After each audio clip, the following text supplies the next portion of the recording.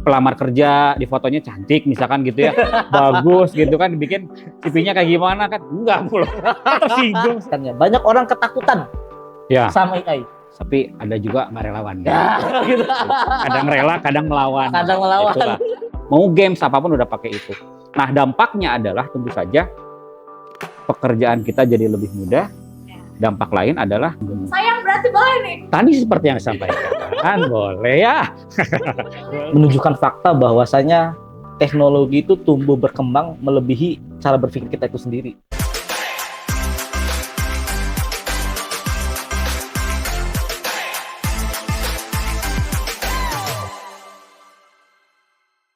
Halo Sobat TV, balik lagi sama aku Melinda Gunanti di channelnya Divi Pro Media di segmen Divi Ceria. Nah kali ini aku berbeda nih, ditemaninya sama bapak-bapak ya kali ini. Siap. Ya, bapak-bapak atau om-om. Om-om aja. Om-om aja, kakak-kakak, gitu panggil. Om deh. Biar lebih awet muda om. Biar kelihatan lebih maco kayaknya kalau om. Om tuh lebih kayak kelihatan kesannya Ya. berduit gitu ya. Om, gitu ya. Kalau bapak ya om. Kalau Om. Om ya guys, kita panggilnya om-om. Ada Om Ipin, ada Om Aja. Tapi Siap. kan aku belum tahu nih nama lengkapnya. Siapa tadi kan aku udah kenalan nih Melinda Gunanti. Siap. Gila, lengkap banget. Nah kalau Oke, Om, gaya juga nanti kenalin. Oh iya. oh iya. Wah, enggak deh. Ntar dipotong di TikTok, apa di Instagram disebar. Oke, baik. Halo semua.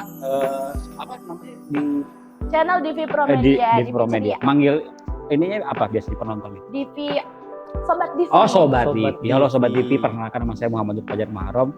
Biasa dipanggil Fajar atau Ajay atau mau dipanggil Sayang juga boleh ya. Boleh ya. Silakan Kak Ipin. Ya, teman-teman Sobat TV, saya Muhammad Arifin. Biasa dipanggil Ipin. Sebetulnya di sebelah saya ini harusnya Upin. Ya, baru Karena mau memang ngomong gitu banyak ya. orang bilang Mirip saya mirip. Jadi gimana ya, nenek saya sama neneknya Kang Ade ini sama-sama nenek. Jadi ada mirip-mirip jadi Upin gitu ya. Jadi tapi tetap yakin aku panggilnya Om Ajay, Om Bebas sih, Ipin bebas. ya. Oh, bebas. Sayang berarti boleh nih. Tadi seperti yang disampaikan, boleh ya. Boleh ya. Jadi boleh sayang. Ya Sobat Divi juga sayang mau nanya dong gitu, kalau mau nanya ya sayang gitu ya. Langsung dijawab. Langsung dijawab. Nah, nomor WA-nya berapa Iya. gitu. ID Instagramnya apa gitu. Biasanya om-om tuh gercep gitu loh Ih, kalau langsung. ada yang seger-seger gitu ya. Langsung Gen Z. DM sih ya. Langsung DM. Tahu banget gua. lanjut. Nah, lanjut. Ini DM jadi Iya. ngomongin juga teknologi ya. Nah, Masuk betul. juga ke teknologi, apalagi sekarang nih sudah semakin canggih ya. Ada pesat banget nih perkembangan teknologi dengan adanya AI juga tuh. Kayak orang-orang tuh jadi merasa tersaingi dengan robot gitu, dengan Iya. AI ya. Nah menurut akang-akang atau menurut om-om ini gimana sih tentang AI itu dampaknya atau manfaatnya itu sendiri? Kalau untuk manfaatnya sebenarnya kalau AI itu mungkin buat teman-teman ya Sobat Divi yang masih belum ini, AI itu singkatan ya, artificial intelligence atau bahasa Indonesia itu kecerdasan buatan. Jadi dia memang dirancang di sistem untuk membuat kecerdasan sendiri. Karena kalau misalkan ngomong masalah teknologi komputer kan itu rumus ya. Nah, kalau AI sendiri secara prosesnya dia punya space algoritma untuk berpikir sendiri. Jadi kalau misalkan kayak kalkulator juga sama, kalau misalnya sistemnya teknologi juga, komputer juga sama. Tapi kalau misalkan AI ini kenapa saat ini menjadi rame itu karena secara proses algoritmanya dikasih space untuk mengembangkan diri. Nah, jadi makanya dia akan terus memperbaiki, bahkan hampir mirip. Contoh paling gampang itu kan AI itu kayak kalau misalkan teman-teman foto itu pasti cantik dan ganteng sekali kan gitu. Nah itu AI kan. Nah kemudian bagaimana dia memproses itu adalah kita inputnya juga sama, kemudian dia ada space untuk mengembangkannya, berpikir kemudian menjadi outputnya. Nah kalau misalkan dari sisi manfaatnya tentu hampir seluruh segmen bidang saat ini di bidang mau kesehatan apapun udah menggunakan artificial intelligence gitu. Bahkan mau games apapun udah pakai itu. Nah dampaknya adalah tentu saja pekerjaan kita jadi lebih mudah. Ya. Dampak lain adalah ya berarti kebutuhan terhadap SDM yang banyak itu dengan adanya teknologi akan lebih berkurang. Nah salah satunya itu. Yang kedua adalah jadi malas mungkin sebagian mungkin ya dibanding kalau misalkan dulu contoh kayak di media kayak gini, ngeditnya setengah mati kan, wah pakai aplikasi Pinnacle atau misalkan ada Vegas yang lain. Sekarang cukup pakai pakai merek, nyebut merek nggak apa ya? Gak apa. Pakai CapCut. Ya kan? Dulu kita bikin translate itu setengah mati. Bener ketik lagi. Kalau sekarang kan cukup dengan menggunakan AI, kita pakai yang otomatis tag itu udah keluar semua. Mungkin itu sih buat pemanasan aja Kang Ipin mungkin. Ya, Tambahan. sama. Tapi ini yang membuat beda AI. Jadi kalau misalnya pertanyaan Mbak tadi itu bisa dijawab oleh AI. Pertanyaan tadi ya soal perkembangan teknologi AI itu. Nah, yang membuat bedanya adalah ini. Kita punya otak sehingga jawaban dia dengan jawaban saya beda. Walaupun sama mungkin. Nah, perkembangan teknologi kondisinya saat ini sampai ke sekarang fenomena munculnya banyak AI, platformnya banyak itu kan menunjukkan fakta bahwasanya teknologi itu tumbuh berkembang melebihi cara berpikir kita itu sendiri. Jadi kita baru mempelajari bagaimana cara bikin aplikasi misalnya, bagaimana cara membuat sesuatu, muncul lagi yang baru. Kita baru belajar desain grafis, muncul platform-platform yang baru dan seterusnya. Nah, puncaknya adalah di AI ini, dimana sebetulnya kalau menurut saya ya, apapun bentuknya teknologi itu, AI sekalipun pada dasarnya manusia yang buat. Ya, pada dasarnya manusia yang buat. Jadi kalau manusia yang buat, berarti kan dia sebetulnya alat bantu. Jadi manfaat atau tidak tergantung orangnya lagi nih. Ya, jadi contoh nih ada minum nih, air minum nih ya, kita minum karena memang kita tahu ini manfaat dan fungsinya. Tapi oleh orangnya yang menyalahgunakan, bisa jadi ini saya buat ngelempar kamu nih kameramen. Padahal ini kan alat, ya, ini kan sesuatu yang pun sama dengan AI. Jadi manfaatnya tergantung tujuan dan penggunaannya. Orang yang usernya sekarang.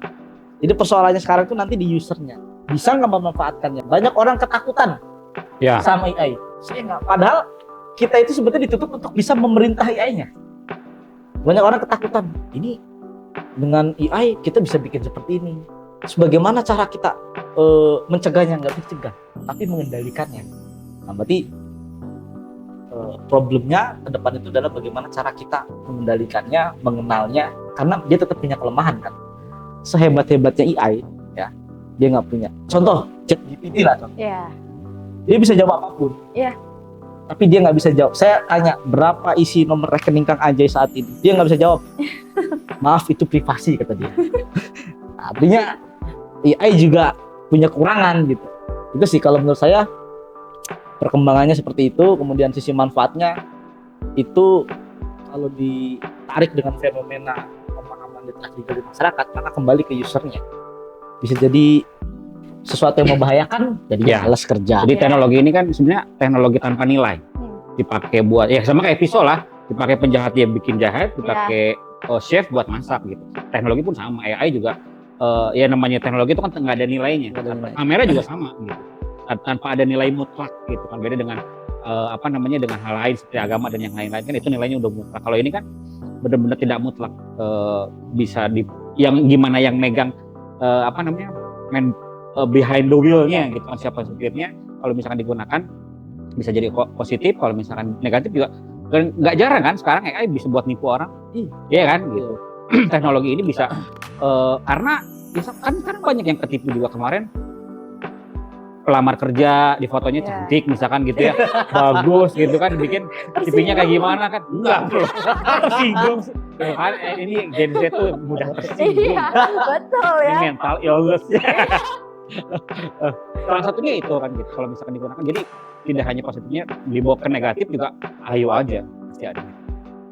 Tapi kan karena udah semakin pesat, tapi menurut akang-akang ini SDM kita tuh mampu nggak sih menyimbangi untuk AI tersebut dari sekian banyaknya ya?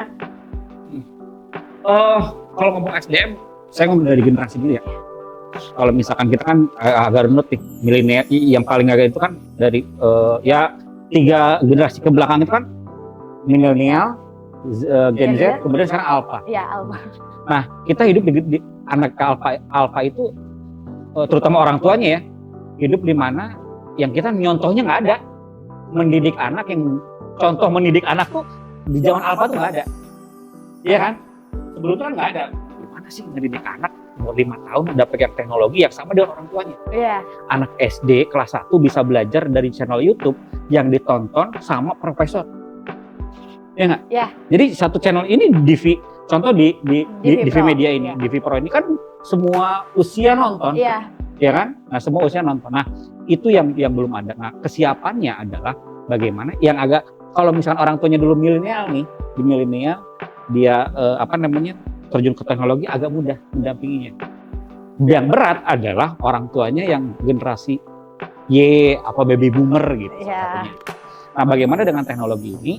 Teknologi ini tadi balik lagi, teknologi tanpa nilai. Kesiapan SDM seperti apa? Mudah sekali. Karena apa? Orang saat ini Gen Z hidup dengan itu. Jadi ya kalau masalah kesiapan menggunakan teknologi, siap banget. Anak SD kelas 5 Udah bisa main HP. Nah. Udah pinter. udah pinter kan? Cuman yang tidak siap kalau menurut saya ada dari sisi pendamping.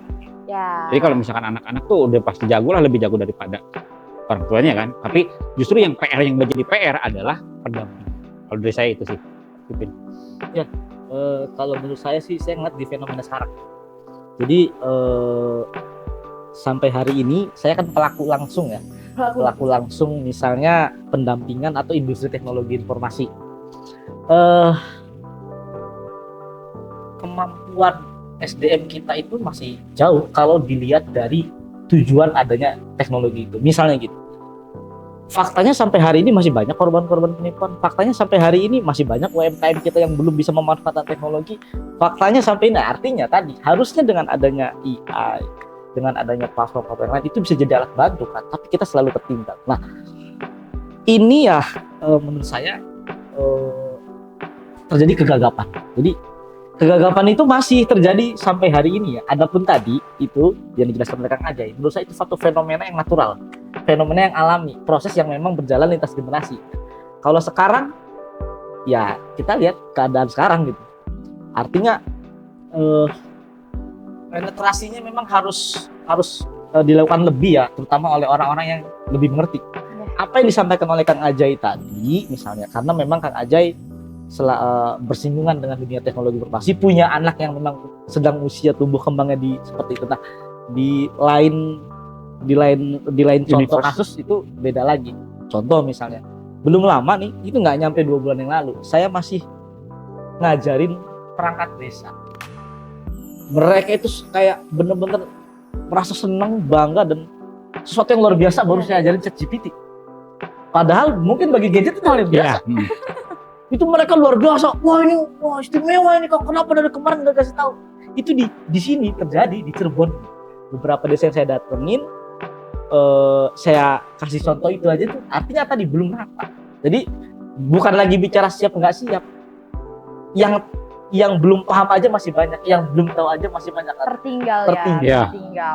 Oke, Kang Ipin sama Kang Ajay terdengarnya tuh sangat-sangat jago banget ya untuk menjawab persoalan AI tadi ya. Ini kalau boleh tahu dari mana nih Kang Ipin sama Kang Ajay? Ayo tanya Kang Ipin. Kalau ditanya dari mana kayaknya lebih dulu. Dari tadi ya. Asalnya dari mana? Dari tadi. Backgroundnya ya mungkin ya. Yeah. Kalau misalkan aslinya dari Bandung, saya jemputnya di Bandung. Kalau kebetulan saya di relawan TIK, itu kan saya diundang di sini kan. Kira-kira itu ya. Kebetulan saya ketua relawan TIK Jawa Barat.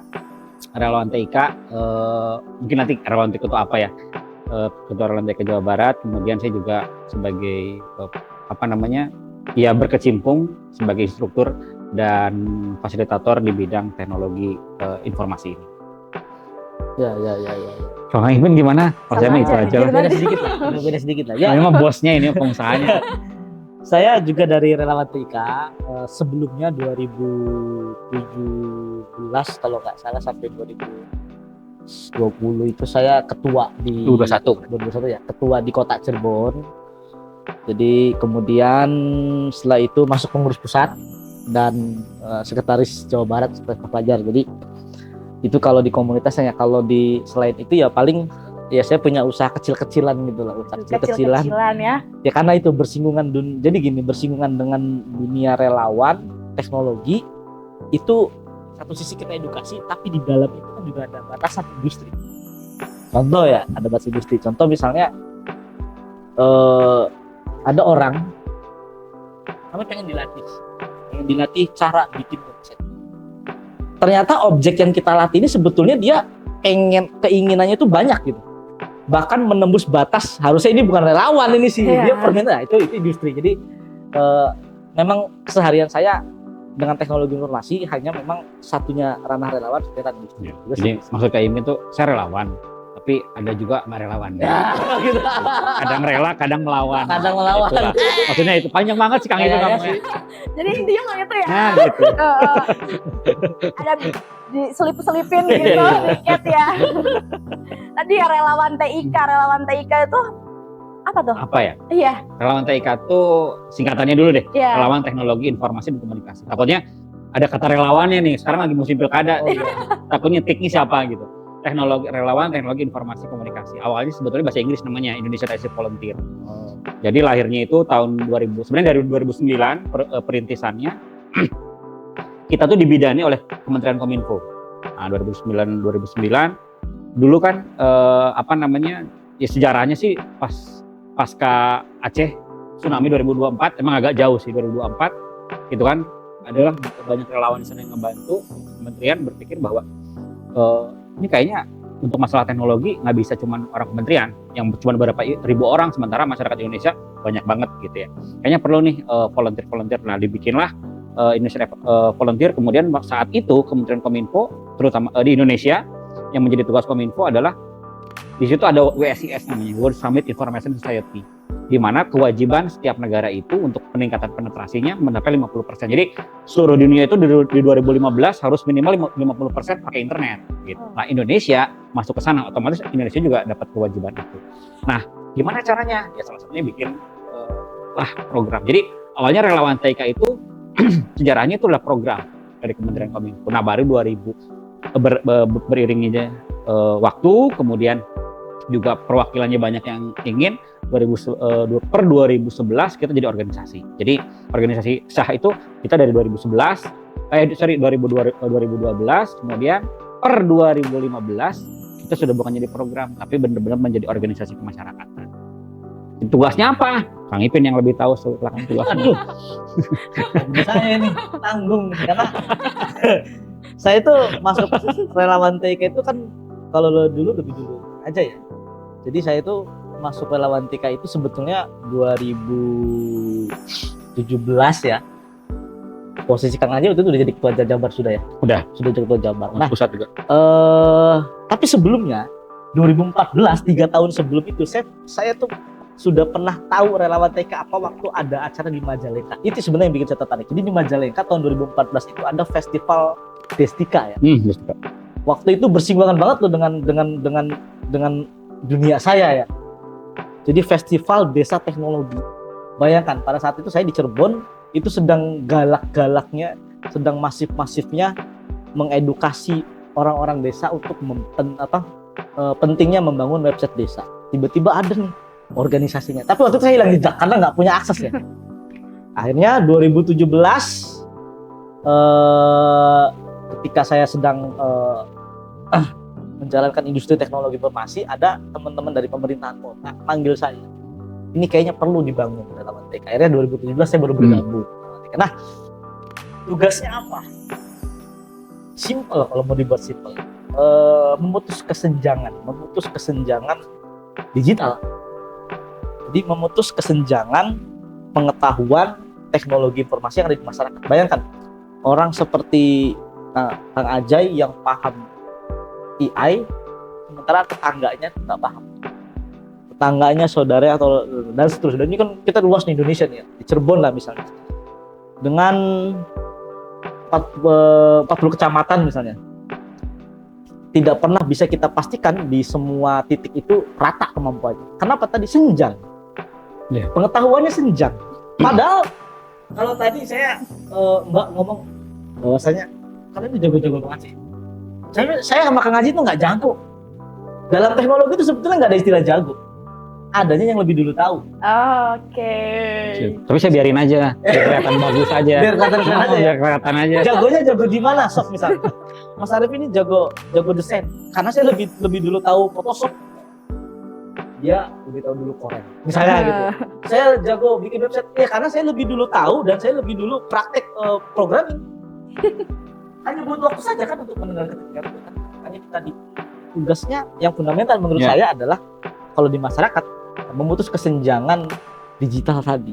Baru setelah itu karena di masyarakat ini segmennya banyak, ada pelaku UMKM, ada pemerintahan, government, ada pendidikan, pembelajaran dan seterusnya sampai ke peraturan pemerintah. Nah, karena ada di teman-teman relawan TK di daerah lainnya itu sampai misalnya ternyata gerakan kita di masyarakat itu juga nggak ada artinya kalau tidak ada dukungan yang langsung dari pemerintah. Ternyata setelah kita pelajari, oh kalau melibatkan pemerintah harus ada peraturan. Peraturan bupati, peraturan daerah untuk menguatkan kembali apa sih yang kita ingin. Nah, malah lucunya gini nih, Mbak. Kembali Mbak ya, nggak apa-apa. Kakak aja dong. Kakak ya, Kak. Ini Kak. Kan Om. RTIK tuh 2000 karena kan kita lahir di Kementerian Kominfo. Di Kementerian Kominfo sudah mau menyatakan bahwa RTIK tuh udah mapan sendiri, udah kita lepas deh gitu. Nah, teman-teman gimana nih? Bahkan beberapa kali berusaha untuk digantikan programnya relawan TK itu. Tapi balik lagi ternyata gerakan relawan TK ini dibutuhkan di daerah. Ya. Jadi asalnya gini deh, udah mau ditutup, udah nggak usah ada lagi. Sampai benar kejadian. Terjadi tahun 2014-2015 bahwa kita hampir 2 kali diganti nama programnya dengan yang lain. Kemudian karena kebutuhan teman-teman bahwa loh kita kan menjadi relawan TK kan dari hati. Sudah dari hati. Makanya kayak Kang Ipin ini. Kang Ipin kalaupun tidak masuk RTIK, beliau secara tugas dan tupoksi melakukan tupoksi sebagai relawan TK, ya kan gitu. Cuman dilabeli aja gitu. Yeah.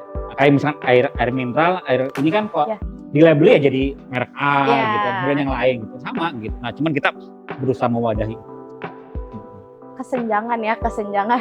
Ya coba. Aku juga itu pada kesenjangan. Aku buatin kata sandi, buatin Facebook akun orang tua udah Ini nggak usah jauh-jauh kan. Sebetulnya objek edukasi kita ada orang-orang sekitar kita. Iya. Kayak ini kata sandinya aku nggak bisa masuk. Aku ganti kata sandi. Wah keren banget, tetangga-tetangga pada datang. Wah jago nih, hebat. Iya nih. Hebat jago. Padahal apa sih gitu. Bahkan gini, menurut Udemy itu skill IT saat ini, skill manusia saat ini itu hanya bertahan 5 tahun. Kalau dulu kita punya skill nyetir, skill mesin tik, jago mesin tik itu bisa 20 tahun jadi kasih apalah di desa kan. Kalau sekarang skill manusia itu paling maksimal tuh 5 tahun. Contoh, saya jago Corel nih. Corel 12 saya jago. Tahun depan Corel 13 udah keluar. Iya. Iya kan? Photoshop 23 misalkan gitu. Tahun depan 24 udah lahir lagi. Handphone, saya sekarang ahli Oppo Reno 6. Nyebut merek nih, cobalah masukin di sini ya. Nah, tahun depan Oppo Reno 78 tuh udah keluar. Jadi nggak ada yang namanya ahli dengan skill yang lama berlama-lama itu. Makanya sekarang itu orang yang hebat adalah orang yang adaptif. Yang mampu mengikuti, mampu ikut berlari. Gitu. Jadi nggak bisa udah nggak ada lagi. Sekarang ahli ya 2 tahun kemudian saya nggak ngupdate, udah nggak jadi ahli saat itu. Gitu. Jadi harus bisa mengupdate diri, menyesuaikan ya. Betul. Dengan perkembangan zaman yang benar-benar satsit gitu ya. Satsit sekarang. Iya satsit gak pakai lama-lama ya. Dan tadi kan Kang Ipin yang aja kan tadi bilang Jawa Barat, Cirebon, RTIK itu kan berarti dari tingkat nasional ke tingkat daerah. Nah itu untuk mengaturnya itu sebanyak itu gimana sih? Oke, kebetulan saat ini RTIK udah di seluruh Indonesia ya. Kalau misalkan di SK itu yang sudah memiliki SK itu ada 17 provinsi seluruh Indonesia sudah RTIK. Nah, ngaturnya adalah kita membagi wilayah kerja itu berdasarkan satu pengurus pusat yang ada di Indonesia, nasional, kemudian level keduanya adalah wilayah, disebutnya PW, itu levelnya provinsi, kemudian pengurus cabang itu levelnya kabupaten dan kota. Yang ketiga, level komisariat, di bawahnya cabang itu level komisariat itu bisa kampus, unit lembaga pendidikan, bisa sekolah, bisa kampus gitu, atau juga teritorial. Pemerintah daerah, bisa desa juga. Nah kebetulan di Kabupaten Cirebon ini udah ada 3, kalau nggak salah 3 desa yang sudah memiliki kepengurusan relawan TK tingkat. Itu tuh kan ada ketua-ketua gitu ya? Pasti. Itu milihnya kayak gimana? Pak nyoblos juga kan? Milihnya berdasarkan like dan komen. Subscribe paling banyak itu jadi ketua. Like paling banyak, view terbanyak jadi ketua gitu ya? Kita punya metode yang mengikutkan relawan TIK itu organisasi. Kita memiliki individu organisasi dan administrasinya, yaitu panduan kita adalah ADART. Di ADART itu disebutkan bahwa RT itu untuk memilih ketua itu adalah melalui namanya musyawarah. Di nasional musyawarah nasional, di wilayah musyawarah wilayah, dan seterusnya. Nah, pemilihan ketua itu adanya di musyawarah. Di level musyawarah. Nah, kebetulan kita tahun ini Kang Ipin Kita ada agenda musyawarah nasional, pergantian tahun ini. ketua umum Indonesia. Berarti kepengurusan keempat sekarang, mau kepengurusan keempat. Munas 4 RT. Ada gitu berarti calon-calonnya gitu. Udah ada. Ada. Oh gitu, Iya, jadi kayak Daftar kampanye ada. Daftar, membayar buzzer. Ada. Ada lah. Visi-misi. Visi-misi itu ada, nanti debat calon ketua. Lo paling gini sih ya kalau menurut saya, sharing aja ya. Jadi kalau di etik itu karena isinya orang-orang IT yang kemudian orangnya banyak, sehingga harus dikoordinir ya, sehingga muncul organisasi. Nah, ada satu karakter di orang-orang IT itu susah diatur. Jadi bangun pagi ya susah, gitu kan. Kemudian kerja di tempat formal yang nggak mau, dominan ya. Ini mayoritas di kita. Pun sama dengan model-model organisasi tadi. Walaupun katakanlah dibuat mekanisme melalui ADART, tapi tetap teman-teman yang berlatar belakang IT ini agak susah ditarik ke arah sana. Contohnya misalnya gini, memang harusnya ada pendaftaran, idealnya gitu. Tapi pada akhirnya begitu duduk bareng nih, musyawarah kan, tadi musyawarah. Udah kamu aja ketua, ya udah saya siap, begitu aja.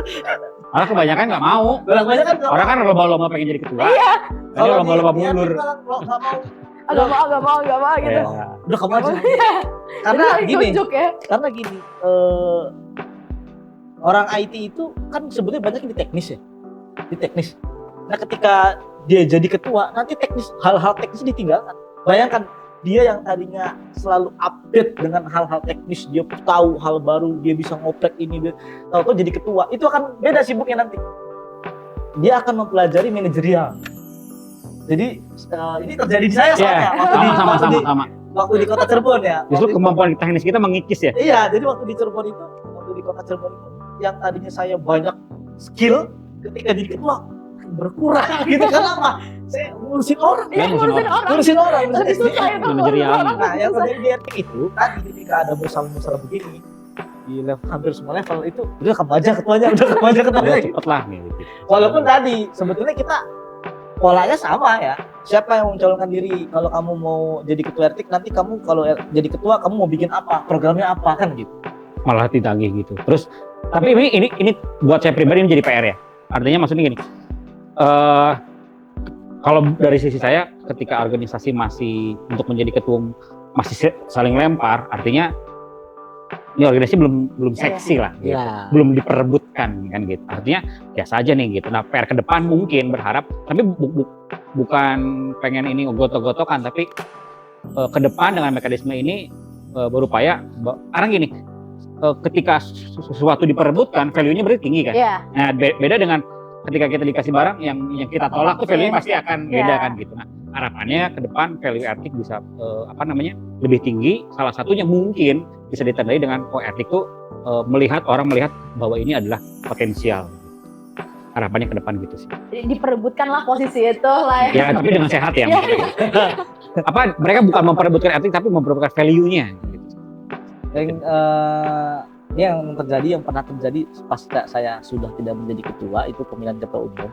Itu kita coba kenapa seperti itu ya. Ada pencalonan, ada kampanye, kemudian teknik pemilihan vote ya, online ya, digital ya. Itu kita lakukan ya. Nah, kemudian kalau untuk Munas sendiri, saya mungkin Munas yang pertama ya, belum pernah mengalami Munas yang waktu itu online soalnya. Ya dulu ya. Ya, online waktu lagi pandemi. Nah, sekarang nih jadi ambience-nya memang tetap beda, panasnya ada gitu. Tapi kita mengesampingkan itu sih, lebih ke nanti programnya ke depan akan seperti apa gitu. Karena kan balik lagi tadi ini nggak akan ngurusin banyak orang, kemudian tuntutannya akan agak, apalagi Munas nih. Munas itu kan mengurusin seluruh Indonesia. Berarti akan mengurusi ya, kebetulan saya bidang sekretariatan. SK itu yang sekarang aktif itu ada 148 SK. Artinya ada 148 kepengurusan. Nah, ketua Munas ini harus mengopeni, mengayomi 148 dengan berbagai macam sifat. Jadi orang tuh nggak bisa lihat ini pasti orang Ertik, nggak bisa karena macam-macam. Gitu. Ada yang ya macam-macam pokoknya. Nggak bisa dilihat dengan mata telanjang gitu. ya. Cuma meskipun ya kita ada seragam juga. Kita punya seragam. Oh. Ada seragamnya. Ada seragam Ertiknya. Nih kayak gini. Editor ya nanti awas loh. Ini di sini ya. Nah, tugasnya. Ini seragam Ertik ya kayak gini bentuknya. Ini belakangnya. Mampus loh. Nangis tadi tuh. Jadi teknologi nggak bisa harus itu. Harus belajar berarti kamu.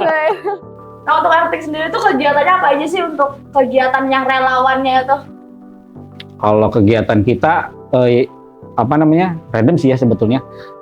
Disesuaikan dengan jadi gini, maksud saya random tuh gitu. Ertik tuh tidak bisa disamakan seluruh Indonesia. Bahwa misalkan Ertik programnya di sini sama. Itu mereka memiliki karakteristik masing-masing sesuai daerahnya. Cirebon, bahkan kota Cirebon dan Kabupaten Cirebon Ertiknya itu karakternya beda.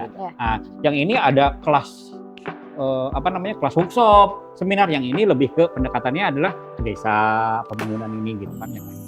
Nah, tapi yang jelas kalau misalkan untuk Ertik sendiri kegiatannya tadi meningkatkan kapasitas. Kita selalu ada kegiatan untuk meningkatkan kapasitas skill. Jadi gini, sebelum kita keluar ngasih tahu warga, ngasih edukasi, kita dulu dong, kita yakin kapasitasnya. Nah, kita selalu bikin kelas-kelas untuk, jadi sebelum kita bikin kegiatan untuk masyarakat, untuk anggota dulu, bikin kayak TOT, ya, upskilling. Gitu. Nah, setelah itu mereka mana yang siap, kemudian kita salurkan deh. Nah, salurkannya ada yang mereka membuat kelas, kita jadiin narasumber gitu. Ada juga yang untuk jadi moderator gitu kan, jadi MC ya macam-macam lagi. Tapi intinya adalah dengan adanya RT itu harapannya anggotanya itu meningkatkan kapasitas skillnya terutama terkait dengan teknologi informasi. Jadi berarti anggota itu udah harus lebih itu dulu ya. Jadi belajar di situ juga bisa karena belajar. Karena orang itu ketika dengar relawan TIK tuh semuanya bisa. Oh bisa ya, Mas, wifi saya dong gitu. Iya. Bisa. Ketika kan relawan TIK ini laptop saya kok nggak bisa ngeprint. Coba dong tolong. Untuk menjaga branding kita, ya berarti kita meningkatkan kapasitas. Iya, jadi nggak bisa nih gitu kan. Gitu. Karena itu kan nggak digaji ya. Nggak digaji, lebih ke ini sih lingkar belajar bersama. Nah, gitu. Bagus. Jadi nanti rasanya. Bagus dengan teman-temannya ngapalin kemarin.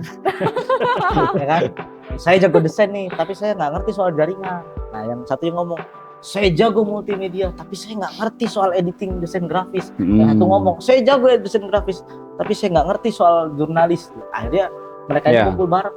Bahkan ada kelas public speaking juga, karena kan ada orang tuh yang jago, tapi nggak bisa ngasih tahu orang lain, jadi dia pintar sendiri. Nah, makanya kita bikin kelas dari mulai kelas bikin PowerPoint-nya sampai ke public speaking-nya, gimana cara menyampaikan materi. Itu salah satu contoh sarana kita aktif. Karena turunan dari produk teknologi informasi itu kan banyak. Contoh nih konten kreator. Sebenarnya yang diasumsikan orang konten kreator itu apa sih? Apakah orang yang ngambil videonya atau orang yang tampil di kameranya? Orang yang tampil di kameranya belum tentu dia bisa ngedit. Orang yang ngedit ini nih belum tentu bisa tampil. Di sini ngomong enggak benar. Makanya orang bingung. Ini turunannya banyak. Kayak tadi sebetulnya lingkar belajar bersama. Setelah selesai dengan urusan dia baru mereka punya misi kemanusiaan. Nah, turun ke masyarakat. Nah, model turun ke masyarakat ini izin saya ngelengkapin, Pak. Siap. Izin saya melengkapi. Siap.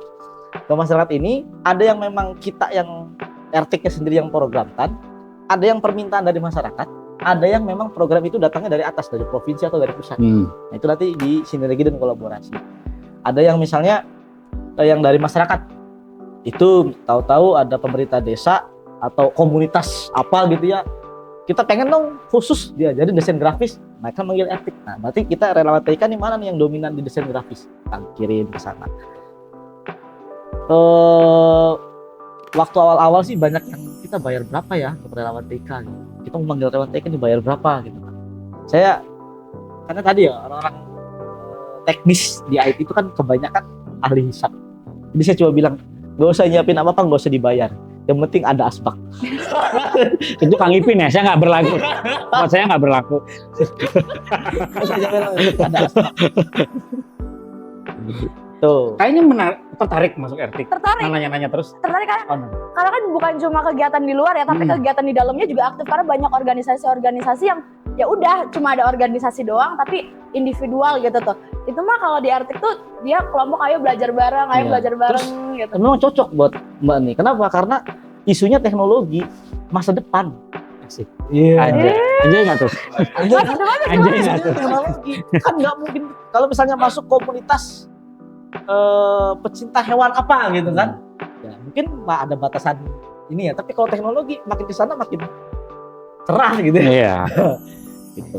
Jadi cocok lah gabung tuh. Cocok ya. Cocok. Udah langsung direkrut nih. Itu caranya gimana nih kalau kamu masuk?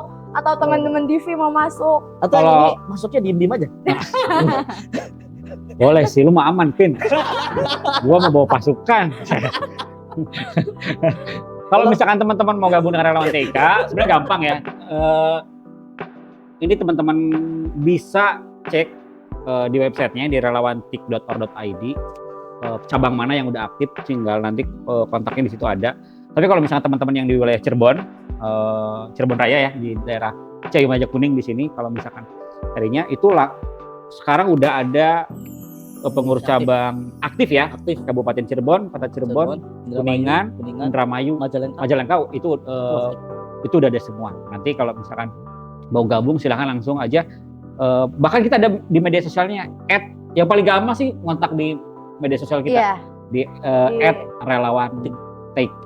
Relawantik di TikTok ada, Instagram ada, LinkedIn ada, Tinder ada juga. Pernah ya? Beneran di Tinder ada. Emang orang-orang cari jodoh semua, siapa tahu cari kerjaan gitu. Orang niat cari jodoh, ada ketemu Ertik kan. Ya dia yang jawab nih. Beda dunia. Enggak, maksudnya di Tinder itu Ertik itu menjadi ajang. Saya paling senang ketika teman-teman yang gabung di Ertik motivasinya banyak. Terserah, saya nggak pernah. Misalkan ada teman-teman Ertik yang mau nyari duit atau nyari apa, nggak apa-apa, silahkan. Mau nyari nama atau apapun, justru artinya gini, Ertik itu memiliki kebermanfaatan yang banyak. Termasuk salah satunya adalah, ini dilalah aja sebenarnya kebetulan, belum nemu sih arahnya. Ertik itu salah satunya bisa mempertemukan dua insan. Karena banyak kasusnya yang antar anggota itu berakhir di pelaminan gitu. Prewednya pakai seragam RT. Ya gitu. Berawal dari pendaftaran relawan TIK berakhir di pelaminan. Prewednya pakai seragam RT kayak gitu. Tapi sampai nikah juga masih aktif di Ertik ya? Masih. Masih Tapi alhamdulillah mereka masih. Anaknya langsung RT. Anaknya pakai seragam RT. Didaftarin. Karena memang ada kerjaan aja kayaknya. Jadi ajang cari jodoh ya? Ya bisa juga cari jodoh. Ajang jadi buat kalian yang belum ada jodohnya nih, siapa tahu mau cari jodoh lewat Ertik ya? Ya, Bisa. Kita bisa. Tadi kan tidak itu ya, mau tujuannya mau apa gitu kan? Iya silakan. Motivasinya. Tidak mengintimidasi. Kita nggak ada. Termasuk untuk kan mungkin masuk ke syaratnya apa sih kan? Syaratnya buat jadi anggota Ertik syaratnya sih cuma mau aja dan memang ada usia, karena memang ada batasan usia di organisasi untuk jadi anggota itu minimal 15 tahun. Minimal 15 tahun. Maksimal nggak ada sih. Maksimal nggak ada. Nggak ada. Ini juga boleh. Paling tua berapa tahun gitu ya ada yang anggota. Masih sebut nama lah. Masih sebut nama. Nanti kita dipecat. Jadi basicnya apa Kang? Saya nggak ada kemampuan Ertik kemampuan TIK sama sekali. Justru itulah tujuannya teman-teman gabung dengan Ertik. Kalau misalkan teman-teman udah jago Ertik, ya udah jago kaitannya dengan TIK, nggak gabung juga, ya silahkan aja kan nggak apa-apa. Justru tujuan kita adalah untuk meningkatkan tadi kapasitas TIK masyarakat Indonesia melalui kita kan butuh orang. Jadi kayak nggak ada seleksi gitu ya, seleksi dites nih kamu mau masuk organisasi sini bisa TIK apa enggak? Paling placement kalau untuk pengurus tuh seleksinya cocoknya di mana, di bidang apa, kan kita nanti ada kepengurusan Ertik tuh. Kamu di bidang organisasi, kamu di bidang sekretariat, paling itu aja. Jadi nanti ditempatkan di bidangnya sama anggota. Setelah itu level selanjutnya baru kayak misalkan mau jadi narasumber nih, nah itu baru ada seleksinya, ada TOT-nya. Kalau itu sih ada TOT-nya, ada seleksinya baru. Jadi nggak sembarang lihat Kang Aji sama Kang Ipin di narsum terus nih misalkan ngisi. Saya juga kalau misalkan jadi anggota Ertik ya belum tentu juga karena ada TOT-nya, ada standarnya. Ya biar membawa nama baik Ertik juga kan. Gitu brandingnya juga. Gitu ya. Lanjut ya untuk ke pesan dan kesan ya. Kesan sih nanti dulu ya, pesan dulu nih untuk orang-orang yang masih awam seperti saya nih. Awam akan TIK nih, untuk Gimana pesannya dari Kang Ajay dan Kang Ipin? Ada. Pesan ngomongnya pesan apa Pak? Pesan apa ya? Pesan Kalau saya pribadi sih gini, untuk lihat teknologi saat ini, kita kalau misalkan nih, saya sebagai orang tua dampingin anak tugasnya dengan cara ya cukup dibelajar, nggak usah sampai into banget gitu. Nah kalau misalkan untuk para teman-teman yang lagi produktifnya, jangan berhenti belajar karena tadi saya bilang bahwa teknologi ini akan terus berkembang. Kalau misalkan kita cuma stuck sampai di sana, ya kemampuan kita cuma ada di sini. Kemudian seimbangkan dengan kemampuan sosial. Makanya saat ini tuh sedang berkembang Society 5.0. 5.0 kan kemarin teknologi 4.0. Kalau sekarang udah 5.0 gimana? Jadi teknologi itu harus hidup berdampingan dengan manusia. Jadi kita nggak bisa cuma AI itu paling jago gitu. Nah kita berdampingan antara teknologi yang berkembang. Harapannya kan gitu, teknologi berkembang, manusianya pun ikut berkembang. Jadi jangan itu ya, jadi harus mau keluar dari zona nyaman gitu Yes. yang tadinya ya udah nih aku udah bisa ini jadi nggak mau upgrade diri gitu. Jangan cuma jadi pengguna tapi pemanfaat teknologi. Dari Kang Ipin. Paling nambahin sih ya. Kan tadi ya saya lebih jago. Ya. Tapi adanya yang lebih dulu mencoba. Makanya jangan pernah berpuas diri dengan satu skill aja. Kemudian di relawan TK itu tadi karena memang orang-orangnya concern di IT, maka tadi dengan sendirinya dengan circle kita yang kita buat, habit kita yang kita bangun, maka dengan sendirinya kita akan terupgrade. Jadi kalau misalnya teman-teman abai atau menjadi pengguna teknologi yang pasif, maka jangan salahkan juga kalau teman-teman tertinggal. Ya. Makanya ini salah satunya adalah bergabung dengan relawan TK. Karena relawan TK itu menurut saya, sepengalaman saya itu simpul. Jadi isu-isu nasional baik internasional sekalipun, itulah sebabnya kenapa relawan TK nggak bisa dibubarkan. Dulu pernah terjadi. Yeah. Kenapa? Karena di grassroots, di masyarakat orang taunya relawan TK. Di atas juga di pemerintahan orang taunya relawan TK. Dan kami juga akhirnya ya memang relawan itu memang dibutuhkan. Jadi kalau misalnya teman-teman pernah ada organisasi kerelawanan, misalnya bencana alam atau palang merah gitu. Ya. Relawan TK itu sama menurut saya. Hanya beda bidang tadi, beda bidang. Beda bidang aja. Kebayang nggak kalau kita itu nggak ada organisasi kerelawanan seperti itu, nggak ada organisasi relawan kemanusiaan, nggak ada organisasi relawan PM Palang Merah, maka ada satu segmen yang hancur ya, ada satu segmen yang tertinggal, donor darah nggak ada lah. Terus sama dengan teknologi, kalau kita nggak ambil peran di sana, maka nanti akan tertinggal, senjangnya makin jauh. Jadi yang jago-jago IT itu cuma yang di kota aja, yang di desanya ketinggalan semua. Itu contohnya. Itu sih pesannya. Sama-sama itu darurat lah ya. Ya, ini udah darurat gitu, ini udah bencana digital. Nah, bencana digital, bener-bener. Bencana Betul, digital, betul. karena Karena kita kan masuk era tsunami informasi. Iya kan? Dulu itu kalau misalkan kita mau nyari informasi, nyamperin beli buku, beli majalah, nonton TV, nyalain TV, effortnya ada. Kalau sekarang informasi kan lagi diem gini, Lucita Luna menikah, misalkan dapat informasi itu kan informasi yang kita nggak mau pun datang. Datang dengan sendirinya. Ya, gitu makanya perlunya smartphone for smart people. Jadi nah terakhir untuk kesan nih untuk berada di sini di Diva Ceria bersama aku nih. Waduh, Gimana nih? kayaknya setiap hari sih. Setiap hari itu betah nih. Jadi undang tiap hari gitu ya. Iya. Apa Kita mau buka ikutan? cabang di sini. Iya. Perlu partner host Iya, nggak? iya. Kayak gua ngelamar jadi partner host aja nih. Iya kan? Daripada relawan TK, ya relawan TK nanti sininya jadi freelance Ya. gitu. Boleh. Enak gak di sini? Enak gak jadi ngomong enak? Nyaman gak? Bagaimana nih kesannya nih? Kesannya enak. Yang pertama saya mengapresiasi bahwa mohon maaf ya, maksudnya di daerah, di kabupaten gitu ada fasilitas ini, ada studio ini, memang sudah saatnya. Nah ini menurut saya ini bagian daripada Ekosistem. kerja relawan TK tadi. Jadi ya apa yang dibuat di Vipro Media ini salah satunya bagian daripada memutus kesenjangan digital. Jadi kayak misalnya tema-tema yang nanti dibahas di sini isunya beda-beda. Nah itu kan diseminasi informasi ya, menyampaikan ke masyarakat, jadi masyarakat banyak tahu. Nah terima kasih sudah menonton sampai habis. Semoga obrolan-obrolan kali ini bermanfaat buat kalian ya. Nah jangan lupa juga untuk apa? Like, comment, share, and subscribe TV Media. Di Vipro Media. Terima kasih. Terima kasih ya.